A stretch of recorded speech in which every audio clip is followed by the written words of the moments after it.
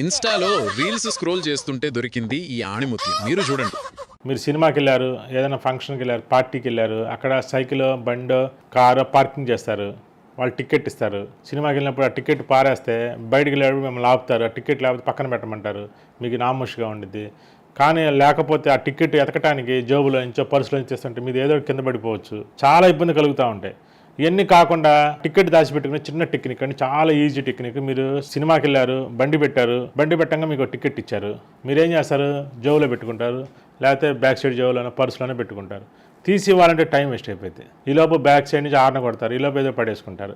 అలా కాకుండా మీకు కీచైన్ ఉంటుంది కదండి, కీచైన్ రింగ్ ఉంటుంది, ప్రతి ఒక్కరు రింగ్ అనేది ఉంటుందిగా, ఆ రింగ్కి అది గుచ్చేసండి, 2 మడతలు వేసేసి. ఫర్ ఎగ్జాంపుల్ ఇది టికెట్ అనుకోండి, ఈ టికెట్ని ఇలా మడతాయండి, ఇలా మడతేసి ఇలా 4 మడతలు చేసేసేయండి, 2 మడతలు వేసేయండి. చక్కగా కీచైన్ ఉంటుంది కదండి, ఇలా ఈ కీచైన్కి రింగ్కి ఇలా పెట్టేసేయండి. అంతే, అయిపోయింది పేపర్. మీరు బయటికి రాగానే ముందు తాళం చేతి తీయాల్సిందేగా, కంపల్సరీ తాళం చేతి తీయాల్సిందే.